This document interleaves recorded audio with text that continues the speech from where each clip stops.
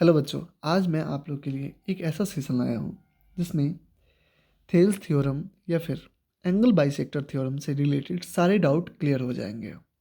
और मैं आज आप लोग को ऐसे प्रॉपर्टीज़ पढ़ाऊँगा जिसमें सारे कंसेप्ट को बेहतरीन तरीके से क्लियर करवा दूंगा। चलिए तो शुरू करते हैं। सबसे पहले हम ट्राइंगल बनाएंगे, ठीक है। तो हम एक ट्राइंगल बनाते हैं।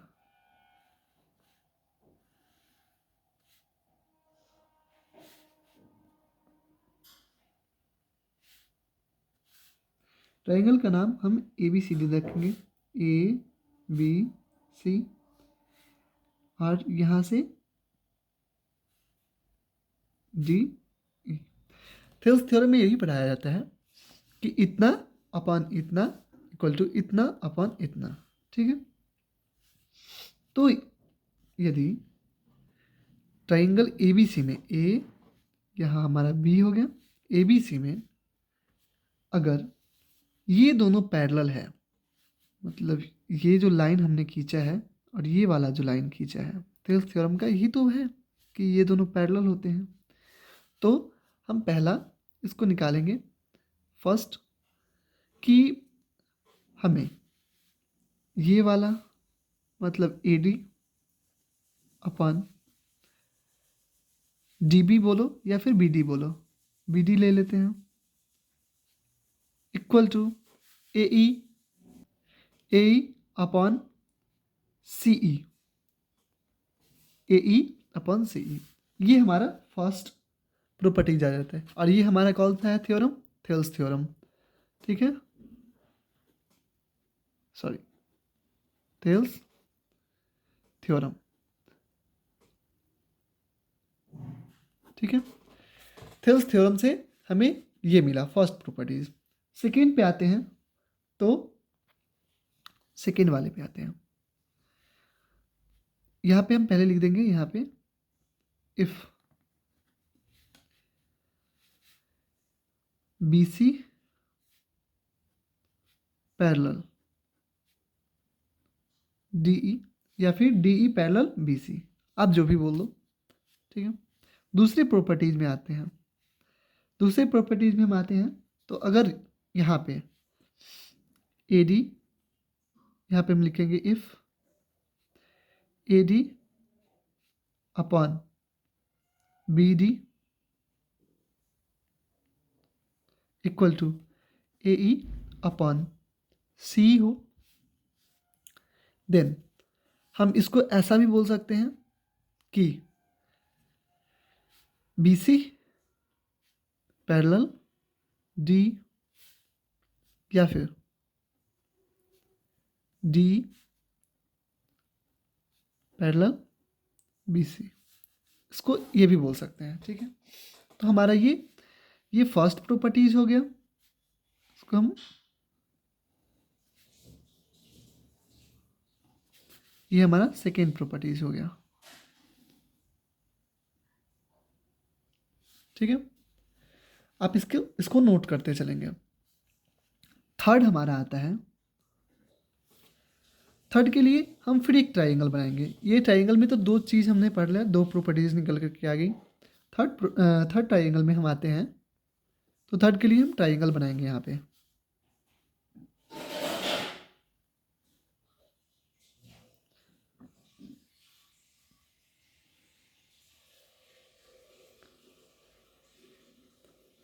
ठीक है, इसको नाम दे देते हैं ए बी एंड सी, ठीक है। इसके बाद हम लोग एक और ट्राइंगल बनाते हैं, ठीक है।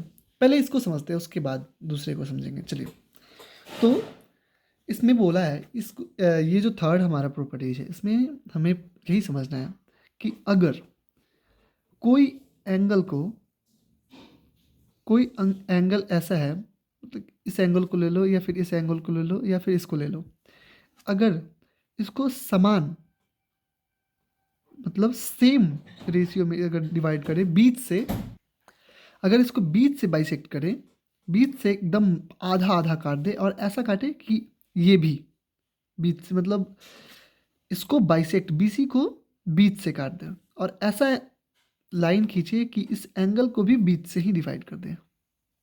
ठीक है, तो हमने एक यहाँ से लाइन खींचा जो जिसका नाम हमने दे दिया डी। ठीक है, अब ये जो लाइन है ये यहाँ से जो आया वो इन दोनों को एकदम बराबर काट रहा है। ठीक है, बी डी इक्वल टू, यहाँ पे हम लिख देंगे, ऐसे भी लिख सकते हैं कि B D equal to D C, B D equal to D C. ठीक है, ऐसे हम लिख सकते हैं। तो अगर ऐसा कर रहा है, एंगल को बाइसेक्ट कर रहा है और बीसी को भी बाइसेक्ट कर रहा है, ठीक है, तो हम समझेंगे यहाँ पे कि थ्योरम इस प्रकार होता है एंगल बाइसेक्टर, कि अगर कोई भी जो बाइसेक्टर है वो किसी एंगल को बाइसेक्ट कर रहा है, तो उस एंगल को बनाने वाली जो साइड्स होते हैं, बनाने वाले जो साइड होते हैं, जैसे इस एंगल को कौन सा साइड बना रहा है, ये वाला साइड और ये वाला साइड। बात समझ में आई? तो ये वाला साइड और ये वाला साइड इस एंगल को बना रहा है, और अगर हमने इस एंगल को बाइसेक्ट कर दिया, बीच से काट दिया, आधा आधा कर दिया, तो बचे हुए जिस साइड पे ये बाइसेक्टर गिर रहा है, इसका और इसका जो रेशियो आएगा वो इसके और इसके रेशियो के बराबर होगा। बात समझ में आई? अगर ट्राइंगल के किसी एक एंगल को बाइसेक्ट किया जाए, तो तो एंगल को बनाने वाली जो लाइन होगी उसका रेशियो और इस एंगल के सामने वाले साइड का रेशियो एकदम बराबर होगा। बात समझ में आई? यही हमारा एंगल बाइसेक्टर थ्योरम है। ठीक है, तो देखो, अब हम यहाँ पे ऐसे लिखेंगे इस प्रॉपर्टीज में कि इन ट्राइंगल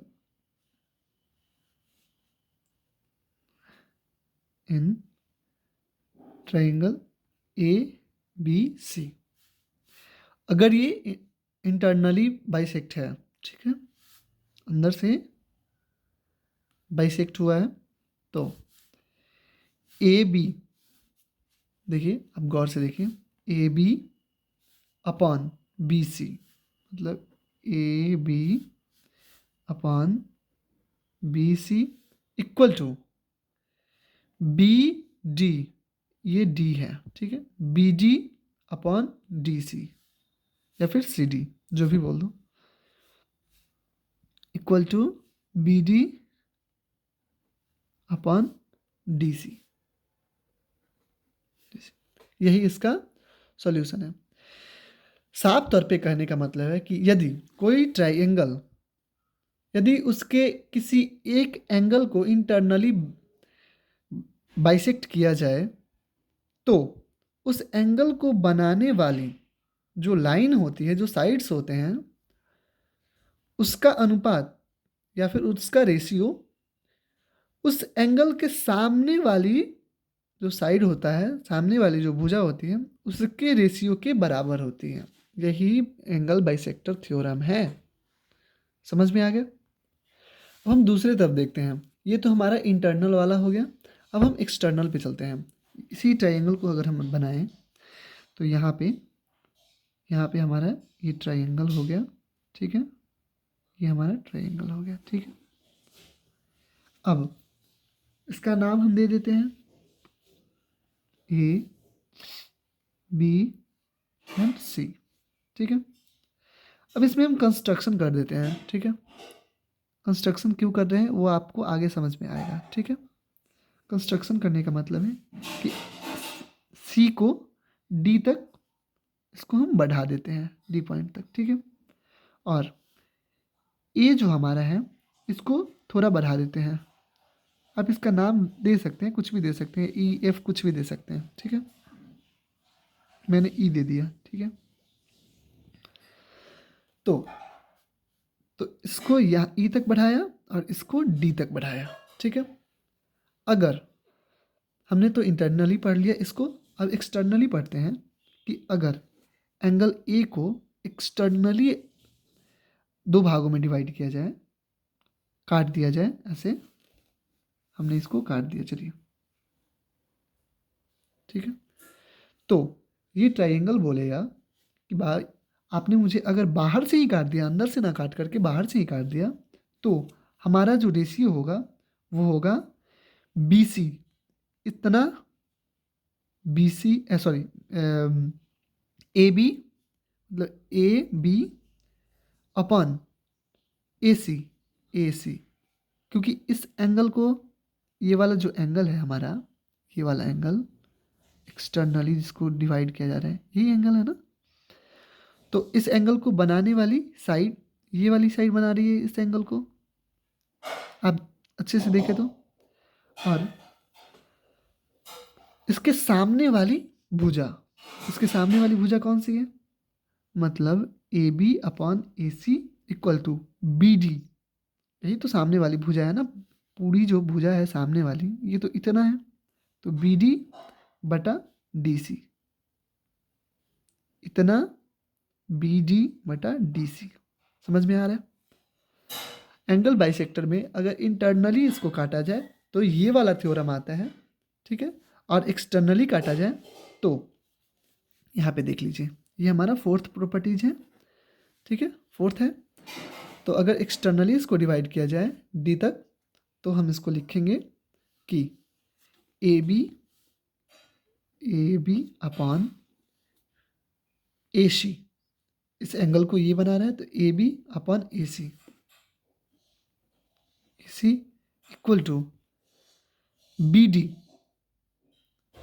इसके सामने वाली जो, ये जो एंगल है हमारा, ये अगर आप गौर करें, ये वाला जो एंगल है यहाँ से यहाँ तक का, इसके सामने वाली भुजा तो ये है ना, सामने वाला साइड तो ये है पूरा, इसलिए हमने BD डाल दिया, ठीक है। और BD बटा DC, समझ में, ये तो हमने पहले यूज़ कर लिया इंटरनल में, इसलिए हमने इसको यहाँ पे डाला, मतलब DC, ये वाला। बात समझ में आई। चलिए अब हम पांचवी प्रॉपर्टी पे चलते हैं, ठीक है। पांचवी प्रॉपर्टी में हम बोलते हैं, एक ट्रायंगल बनाते हैं। यहाँ पे हमने एक ट्रायंगल बना लिया, ठीक है। आप देखें, हमने एक यहाँ पे ट्रायंगल बना लिया। ट्रायंगल का नाम हमने रख दिया ABC। अब हमको ये जानना है कि ट्रायंगल ABC में अगर हम एक ऐसा लाइन खींच दें जो इस एंगल को और इस साइड को, ठीक है, एकदम बराबर भागों में काट दे। बात समझ में आया। एक ऐसा लाइन खींच दे, ऐसा परपेंडिकुलर गिरा दें जो कि इस लाइन पे परपेंडिकुलर बन जाए और इसको हाफ में डिवाइड कर दें, ठीक है, माध्यिका, मीडियन, ठीक है। इसका नाम हम रख देते हैं D, इस पॉइंट का। तब अगर कोई भी त्रिभुज जो है, कोई भी ट्रायंगल जो है, उसका एक कोण मतलब एक एंगल जो है वो, यदि किसी भी ट्रायंगल के एक एंगल के समद्विभाजक रेखा होता है, या फिर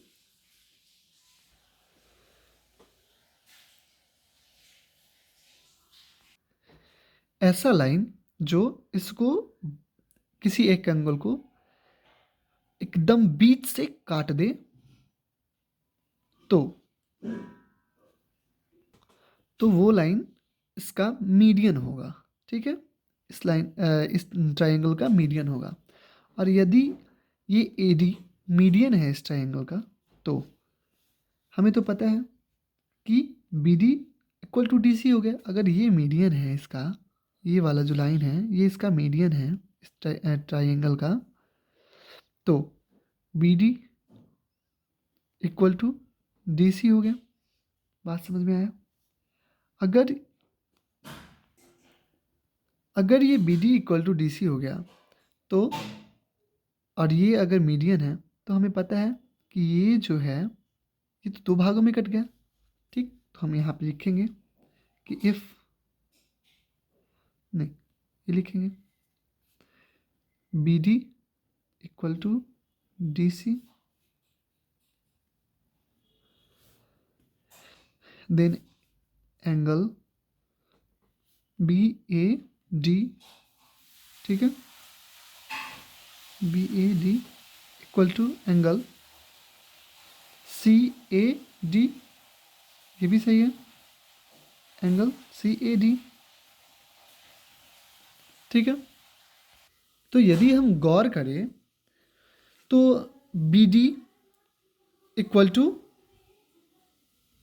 डी सी और angle B A D equal to angle C A D, अगर ये एंगल इसके बराबर है, ये इसके बराबर है, तो हम बोल सकते हैं कि A B equal to A C, A B equal to A C. आप गौर करें, अगर आप समझने की कोशिश करें तो अगर कोई भी ट्रायंगल है, उसका एक साइड ये एक ट्रायंगल हो गया ना, ए बी डी, एक साइड अगर बराबर है दूसरे साइड की, दो ट्रायंगल में एक साइड दूसरे साइड के बराबर है, एक एंगल दूसरे एंगल के बराबर है, तो साइड एंगल साइड के फॉर्मूले से ये वाला इसके बराबर हो जाएगा, ठीक है। और देखिए ये इसके बराबर है, बात समझ में आई, ये इसके बराबर है, और ये वाला जो लाइन है ए डी, ये दोनों में कॉमन है, तो साइड एंगल साइड, अगर ये दोनों में कॉमन है, ये एंगल इसके बराबर हो गया, तो सारा तो बराबर हो ही गया ना, तो ये भी तो इसके बराबर होगा साइड एंगल साइड के फॉर्मूले से, ठीक है। इसको हम ऐसे बोलते हैं साइड एंगल साइड के फॉर्मूले से, ठीक है। और ये अगर हो गया तो हमें मिल जाता है कि ये जो ट्रायंगल है, ये वाला ट्रायंगल और ये वाला ट्रायंगल, ये सिमिलर हो जाता है, ठीक है। और वही जब सिमिलर हो जाता है तो हम ए बी इक्वल टू ए सी लिख सकते हैं। बात समझ में आई? तो हमें इसका रिजल्ट ये मिला कि अगर किसी ट्रायंगल को उसके मीडियन द्वारा एकदम उसके एक एंगल को बाइसेक्ट कर दिया जाए, एकदम ऐसा बाइसेक्ट कि दोनों बराबर हो जाएं, दोनों एंगल बराबर हो जाएं, एक एंगल को ऐसा काटो कि उसमें दो एंगल जो बने वो दोनों बराबर हो जाएं, तो ये वाला जो ट्रायंगल बनेगा, ये दो ट्रायंगल ये भी आपस में बराबर हो जाएंगे, ठीक है। चलिए अब अगली प्रॉपर्टीज़ पे चलते हैं हम, इसे भी आप अंडरलाइन कर लेंगे, ठीक है, यहाँ पे, ठीक है, इसे भी यहाँ पे आप अंडरलाइन कर लेंगे, ठीक है। ये सब प्रॉपर्टीज़ हैं, उनको आप लिख लेंगे और अच्छे से याद कर लेंगे, तो आपको क्लास 10th के एग्जामिनेशन में कोई भी प्रॉब्लम नहीं होने वाली है। 6th प्रॉपर्टीज़ पे हम लोग आते हैं, फिर हम लोग एक ट्रायंगल बनाएंगे, ठीक है। एक ट्रायंगल बनाते हैं,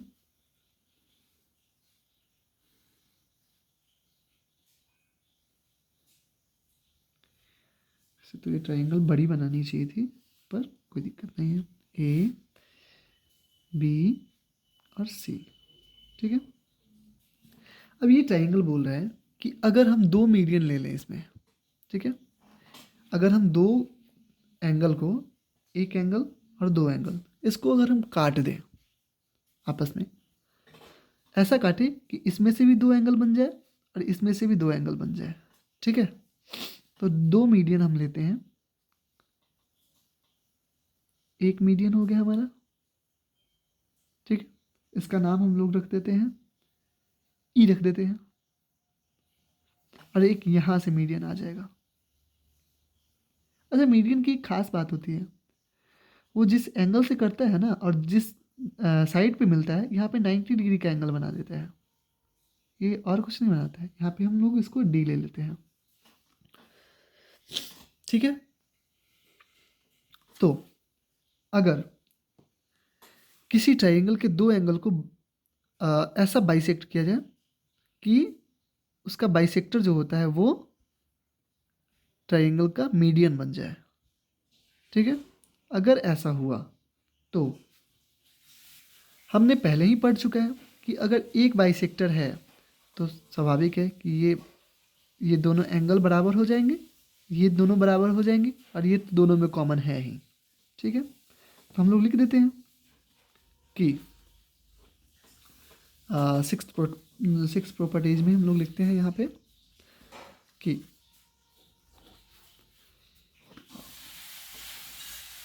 B D equal to C D. ठीक है, और अगर आप गौर करें तो ये भी तो यहाँ से मीडियन ही है ना, यहाँ पे काट ही रहा है ना, तो ये भी तो दोनों आपस में बराबर हो जाएंगे, मतलब ए ई और सी ई। ठीक है, तो ए ई इक्वल टू सी ई, या फिर इसी आप बोल दो सी ई। ठीक है, इतना समझ में आया। और angle B A D equal to क्या हो जाएगा, एंगल सी ए डी, हमने पहले वाले में पढ़ा है, तो यहाँ पे लिख देंगे and angle B A D equal to angle C A D. ठीक है, ये तो हमारा पहले वाला थ्योरम का हो गया। जस्ट वैसे ही हम लोग यहाँ पे भी करेंगे। अगर ये हमारा फिफ्थ प्रॉपर्टीज में हमने पढ़ा था कि ये जैसे ही ये मीडियन बढ़ता है तो ये और ये बराबर हो जाता है, उसके बाद ये एंगल इसके बराबर हो जाता है, ये इसके बराबर हो जाता है। तो अगर इस वाले एंगल को ले लिया गया तभी तो वही होगा ना, तो हम फिर लिखेंगे, इसलिए therefore angle E B C, angle E B C, angle E B C, समझ में आ रहा है। E B C equal to क्या हो जाएगा, एंगल ये वाला एंगल इक्वल टू ये वाला एंगल। बात समझ में आ रहा है। तो ई बी और A equal to angle E B और ए। बात समझ में आया। तो यदि हम इस ट्राइंगल में गौर करें कि भाई A B D equal to C D, ये इसके बराबर है। ठीक है, ए E equal to C E, ये इसके बराबर, मतलब ये वाला जो है ये इसके बराबर है, ये इसके बराबर है। बात समझ में आ रहा है। तो और ये वाला एंगल इसके बराबर है, ये वाला एंगल इसके बराबर है। बात समझ में आ रही है। इस वाले ट्राइंगल में ये वाला कॉमन है, और अगर हम गौर करें इस वाले ट्राइंगल में ये वाला कॉमन है, मतलब ये वाला ट्राइंगल जो है, ये दोनों ट्राइंगल, ये वाला ट्राइंगल और ये वाला ट्राइंगल, इसमें ये कॉमन आ जा रहा है। इस वाले ट्राइंगल में ये कॉमन आ जा रहा है। और हमने पहले ही पढ़ चुका है कि ये जैसे ही इस ट्राइंगल का बात आता है, इस वाले ट्राइंगल का, तो हमने पहले पढ़ा है ना कि A B equal to A C होता है। बात समझ में आ रहा है। और अगर हम इस ट्राइंगल वाले में आ जाएं तो B C equal to A B आ जा रहा है। पहले से हमें ये गिवन था, लेकिन जैसे ही हमने इस वाले ट्राइंगल को लिया, आपने गौर किया होगा, इस वाले ट्राइंगल और इस वाले ट्राइंगल, तो इसमें तो ये इक्वल टू ये आ जा रहा है ना, और आ क्या रहा है कि B C equal to A B आ जा रहा है। तो अगर ऐसे आ जा रहा है तो हम तो देखेंगे ना कि देखो भाई ए बी इक्वल टू, ये बी सी दे रहा है, पहले में ए सी दे रहा है, दूसरे में बी सी दे रहा है। तो हम यहाँ पे लिख देंगे डायरेक्टली कि A B equal to B C भी है, A B equal to A C भी है, तो हम पहले बी सी लिख देंगे, बी सी। और A B equal to A C भी है, तो A B equal to A C भी लिख दिया, A B equal to B C equal to A C. तो बहुत बेस्ट कंक्लूजन आ गया हमारे पास।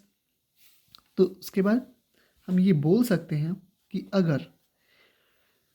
अगर ट्राइंगल का किसी भी ट्राइंगल में उसको उसके किसी एक एंगल को एकदम समान भाग में डिवाइड किया जाए, सेम, और उसके द्वारा जो खींचा गया लाइन, मतलब उसको डिवाइड करने वाला जो बाइसेक्टर है, वो किसी थर्ड एंगल में, थर्ड साइड पे आकर के 90 डिग्री परपेंडिकुलर बन जाए, तो वो जो बाइसेक्टर है उस ट्राइंगल की माध्यिका या फिर मीडियन बन जाता है। ठीक है। और जब मीडियन बन जाता है तो अगर एक मीडियन आ गया तो ट्राइंगल का दो भाग, मतलब ये और ये बराबर हो जाएगा। लेकिन अगर दो मीडियन आ गया तो ट्राइंगल का ये भाग और ये दोनों भाग और ये भाग आपस में बराबर हो जाएंगे, जैसे हमें यहाँ पे मिला। ठीक है। तो अगर ट्राइंगल में दो माध्यिका या फिर मीडियन हो तो A B equal to B C equal to A C होता है। यही इस क्वेश्चन का मेन आंसर है। बात समझ में आया? ये हमारा प्रूफ हो गया और यही हमारा आंसर हो गया। ये हमारे प्रॉपर्टीज में आ जाएंगे। ठीक है। बात को समझो और अच्छे से पढ़ाई करो। मेरा मकसद आप लोग का कॉन्सेप्ट क्लियर करना था, जो मैंने कर दिया। एक छोटा सा कॉन्सेप्ट है जिसको मैं बहुत इजीली करना चाहूँगा। ठीक है। या फिर अगले वीडियो में करते हैं। ठीक है। बाय बच्चों, अच्छे से पढ़ाई करो। अगर कहीं भी दिक्कत हो या फिर समझ में ना आई हो तो आप हमें कमेंट करके बताएं, मैं उसको बहुत बेहतरीन तरीके से फिर से, अगर यही कॉन्सेप्ट आपको नहीं समझ में आया हो तो आप हमें बताएं, मैं इसको फिर से ले लूँगा इस पे क्लास और अच्छे से समझाऊँगा। ठीक है। बाय। Happy new year. आज आप लोग के लिए बहुत सुनहरा दिन है।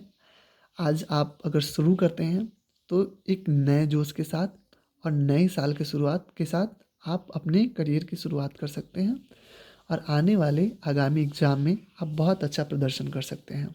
तो चलिए, आज से हमारे साथ पढ़ाई शुरू कीजिए और अच्छे से पढ़ाई शुरू कीजिए। ठीक है। बाय। हैप्पी न्यू ईयर फिर से।